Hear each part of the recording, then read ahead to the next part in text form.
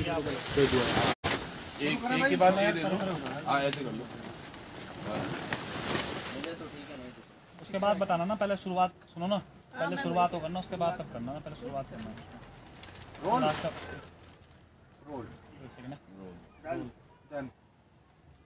चल। सभी पत्रकार बंधुओं को मेरा सादर प्रणाम। आप इतने दूरस्थ स्थल पर, जहां पर सरकार ने धरना स्थल घोषित किया है, आप ऐसे दुर्गम स्थल पर पहुंचे हमारी बात को उठाने के लिए, उसके लिए आपका आभार। आज विषय बहुत गंभीर है। सरकार ने हमारी आवाज दबाने के लिए, सरकार ने बेरोजगारों को रोकने के लिए ऐसी जगह पर धरना स्थल दिया है जहां से उनकी आवाज को आसानी से दबाया जा सके, जो कि लोकतांत्रिक व्यवस्था में इसे हम तानाशाही या हिटलरशाही का हम एक नाम देंगे। परंतु आज जो बात मैं आप सबके सामने रखने जा रहा हूं, मुझे बड़ा कष्ट हो रहा है ये बात रखने में, मुझे बड़ा दुख हो रहा है, मेरा मन बहुत दुखी है कि जिस मांगों को लेकर, जिन मांगों को लेकर उत्तराखंड बेरोजगार संघ आंदोलनरत है, जिन मांगों को लेकर बेरोजगार संघ चिल्ला चिल्ला के सड़क में चिल्ला रहा है, कभी विधानसभा के बाहर जा रहा है, कभी मुख्यमंत्री आवास जा रहा है, कभी सचिवालय जा रहा है, कभी प्रदेश के अन्य जिलों में जाकर अपने छात्रों को समझा रहा है, अभिभावकों को समझा रहा है। हमारे जो नेतागण हैं, जो छात्रों की बात को समझते हैं, कभी उनके पास अपनी गुहार ले जा रहे हैं कि हमारे साथ क्या हो रहा है। आज मैं जो खुलासा करने जा रहा हूं, वो आज जो परीक्षा हुई है, जो आज परीक्षा हुई है, आज लाखों बच्चों ने उत्तराखंड के इतिहास में आज कनिष्ठ सहायक की जो परीक्षा दी है, उसके संबंध में मैं आप सभी लोगों से वार्ता करना चाहूंगा, इस प्रेस वार्ता करना चाहूंगा। आज ये पेपर देख रहे हैं, ये मेरे हाथ में आज के पेपर हैं। ये सेट ए है, ये सेट बी है, ये सेट सी है और ये सेट डी है। मैं आपको बता दूं कि अब बात क्या है। बड़ा दुख भी हो रहा है। देखिए, हम जब कह रहे थे कि उत्तराखंड में जो परीक्षाओं में जो धांधली चल रही है, वो जो पूरा चैन था, जो एक रैकेट था, उसका भंडाफोड़ अभी अच्छे से नहीं हुआ। हम कह रहे थे कि आयोग को एक बार, आयोग के जो कर्मचारी है, अधिकारी है, उनकी अच्छे से जांच हो जाए। हम कह रहे थे कि जो राज्य की जो जांच एजेंसियां हैं, उनसे हटाकर जांच सीबीआई को ट्रांसफर कर दे। हम इसलिए कह रहे थे कि क्या अगर एसटीएफ एसआईटी जांच करती है, और अगर एसटीएफ और एसआईटी में तो उन्हीं के डिपार्टमेंट, जो पुलिस डिपार्टमेंट के ही लोग हैं, अगर कभी बड़े अधिकारी कोई सम्मिलित है, अगर उनसे बड़े अधिकारी पुलिस विभाग के कोई सम्मिलित है, तो क्या उन पर एसटीएफ एसआईटी हाथ डाल पाएगी? कभी नहीं। जो बड़ी परीक्षाएं हैं, पीसीएस और एई जैसी परीक्षाएं, उन पर जो बाहरी जो प्रदेश के लोग हैं, जिन्होंने उस पर इन्वेस्ट किया, जिन्होंने पेपर खरीदने के लिए जो धन दिया है, क्या एसआईटी और एसटीएफ उन पे हाथ डाल पा रही है? नहीं डाल पा रही है। इसलिए यह जरूरी था कि सीबीआई हो, और पूरे आयोग की सीबीआई हो, वहाँ अध्यक्ष से लेकर सचिव से लेकर वहाँ जितना स्टाफ है, सबकी सीबीआई जांच हो। अब मैं खुलासा करने जा रहा हूँ। मैं आपको ये बात बताना जा रहा हूँ कि पहले तो जो सील के मामले हैं, कई सेंटरों पे कई ऐसे मामले सामने आए जहां पर पेपरों में सील नहीं थी।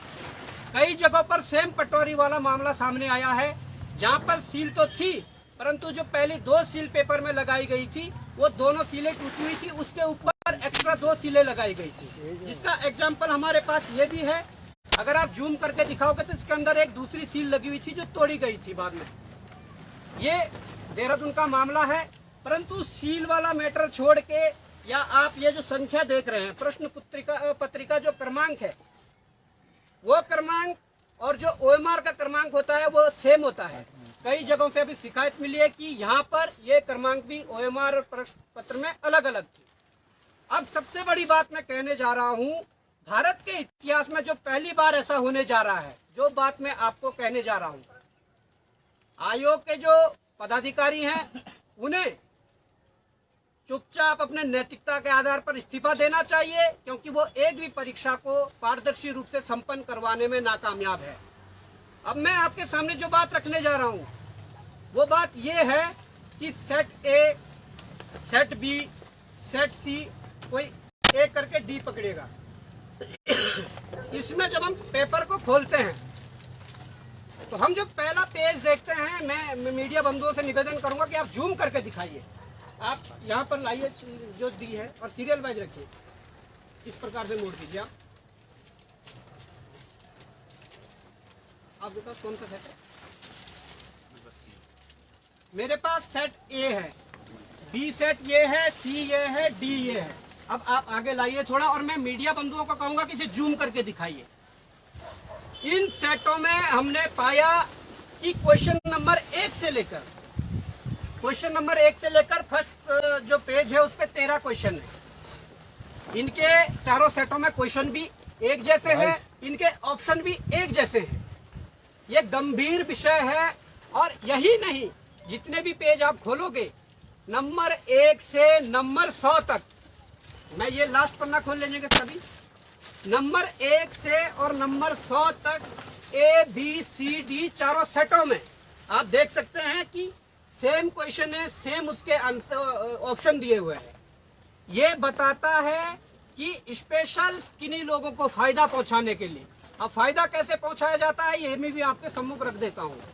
फायदा ऐसा पहुंचाया जाता है कि जिन लोगों ने कभी पेपर में सिल्क के साथ छेड़छाड़ करके या उसकी उत्तर कुंजी को हासिल करके अपने बंदों को जिनसे पैसा लिया होगा, उनको एक छोटी सी पर्ची में 1 से 100 क्वेश्चन के ऑप्शन दे देते हैं कि क्वेश्चन 1 का डी है, बी का बी है, सी का ए है। इस प्रकार से 100 देते हैं, बोलते हैं कि तुम्हारे पास चारों में से कोई भी सेट आ जाए, तुम ये लगा के आ जाना और फिर तुम्हारा पास होना कंफर्म है। यही ये दर्शाता है। अगर ये 4 सेट बनाने थे, आपने 1 से लेकर 100 तक क्यों इन क्वेश्चनों को सेम रखा? 1 से लेकर 100 तक क्यों ऑप्शनों को सेम रखा? ये बड़ा सवाल होता है। और ये बड़ा सवाल इसलिए भी होता है, प्रदेश का युवा चिल्ला रहा है कि जांच करिए फिर हम परीक्षा देंगे। प्रदेश का युवा त्रस्त है। ये लोग जो है वो मानसिक शोषण कर रहे हैं। प्रदेश के युवा ने तो आज देख लिया है कि तुम्हारी परीक्षा करवाने की तरीका क्या है। मैं आरोप लगा रहा हूँ, हमारे पास सूचना है कि पटवारी का जो दोबारा पेपर हुआ वो पेपर बाहर था। जांच करना आपका काम है और चीजें देना हमारा काम है, परंतु आज तो हमें भरोसा नहीं है यहाँ के जांच एजेंसियों पे, यहाँ के सरकारों पे, यहाँ के जो कोई भी जो आयोग है उन पे भरोसा इसलिए नहीं है कि जांच किससे करवाएं, क्योंकि ये सब मिले हुए हैं। इनके पास जो चीजें देते हैं उन मामले को दबा देते हैं। दुख इस बात का है, अब इस राज्य की जो जांच होगी वो कौन करेगा? कौन ऐसा व्यक्ति होगा जिस पे विश्वास किया जा सके? इसलिए भी ये अब समस्या है। पुलिस के पेपर में भारी अनियमितताएं हैं। पुलिस के पेपर की भी सूचना पेपर बाहर था। फिजिकल में जो नंबर बढ़ाए सो तो बढ़ाइए, परंतु उसकी जांच कौन करेगा? मैंने वही कहा था कि एसटीएफ एसआईटी जांच कर रही है। अगर उनके ही बड़े आला अधिकारी अगर पुलिस के परीक्षा में सम्मिलित हो तो क्या उन तक वो हाथ पहुंचा पाएंगे? क्या उन तक वो हाथ डाल पाएंगे? कभी नहीं। इसलिए मैं कहना चाहता हूं प्रदेश के अभिभावकों से, ये आपके सामने सब साक्ष्य हैं। हम कोई हवा में बात नहीं कर रहे, हम साक्ष्यों के साथ बात कर रहे हैं। भारत के इतिहास में पहली बार ऐसा हुआ है कि 4 सेट दिए गए, ए बी सी डी, और चारों सेटों में 1 से लेकर 100 क्वेश्चन सेम है और ऑप्शन भी सेम है। जबकि सेट में 100 क्वेश्चन तो एक जैसे होते हैं, परंतु अलग अलग सेटों में जिस क्वेश्चन का कोई सीरीज 1 होगा, दूसरे में 20 होगा, 15 होगा, इस तरीके के होते हैं। परंतु इन लोगों ने सॉफ्ट टारगेट करवा के लोगों को फायदा पहुंचाया है। अब ये जांच का विषय है, पर सबसे बड़ी बात यह है, अब इस प्रदेश का मुख्यमंत्री इस्तीफा देगा या इस आयोग के अध्यक्ष सचिव या और जो पदाधिकारी वो इस्तीफा देंगे? क्या नैतिकता के आधार पर इस्तीफा नहीं देना चाहिए? आप एक पेपर भी सही से नहीं करवा पा रहे, ये हमारा आरोप है और ये जांच का विषय है। कैसे हुआ, क्या हुआ, अब इस पर मुझे उम्मीद है कि प्रदेश का युवा समझ रहा है। आप अपने आस पड़ोस में जाकर चारों सेट देखिए, चारों सेट में सेम क्वेश्चन है।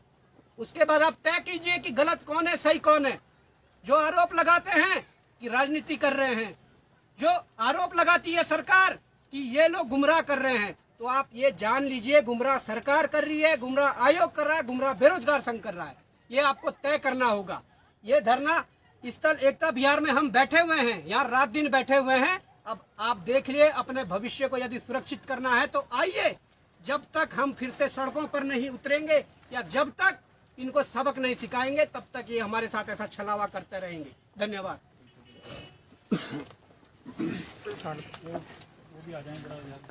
सचिन सचिन बंद कर दे। तो ये एक मामला आपने देखा अभी, और यकीनन बड़ा ही ये सिर्फ संगीन नहीं है, मामला ये सिर्फ नहीं है, ये है। इसलिए भी है